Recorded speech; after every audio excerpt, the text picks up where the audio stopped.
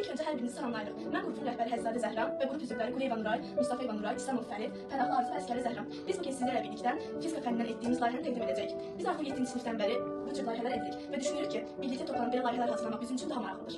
Bizim mövzumuz yardım keçicilərdir. Biz bu mövzunu nəzərə alaraq dərs müddətində keçdik. Lakin praktik olaraq görmək bizə daha aydın və maraqlı oldu. Modeli hazırlayarkən gündəlik həyatda istifadə etdiyimiz alətlərə və mətallara diqqət etdik. İndi isə gəlin sizə təqdim etdiyimiz layihəni birlikdə izləyək.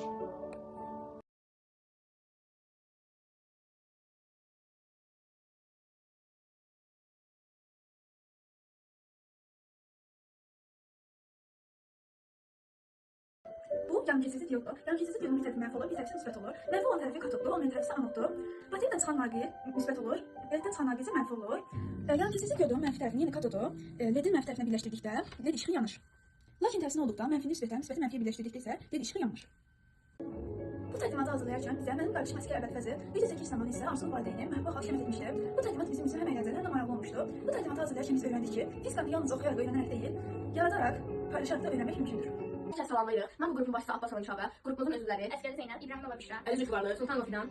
Biz artıq 7-ci sinifdən bəridir ki, fizika dərsində müxtəlif təqdimatlar və layihələr hazırlayırıq. Bu gün bizə həmin layihələrdən biri olan yarımkeçid diyod cihazı haqqında layihəni sizlərə təqdim edirik. İlk öncə biz burada yarımkeçid diyod cihazı haqqında divar edib hazırlamışıq. Biz bu divar edibində yarımkeçid diyod haqqında məlumat yazmışıq və həmin yarımkeçid diyod şəkilləri təsvir etmişik. İndi isə biz sizə yarımkeçid diyod cihazını əyali şəkildə düzəldib göstərəcəyik. Gəlin başlayaq. Yan keçici diyodun bir tərəfi müsbət, bir tərəfi mənfidir. Bateriyadan çıxan naqil müsbət, led işığından gələn naqil isə mənfidir. Əgər biz sözləri bu şəkildə birləşdirsək, işıq yanmayacaq. Əgər bu şəkildə birləşdirsək isə işıq yanacaq. Təşəkkür edirik. Sağ olun. Sağ olun.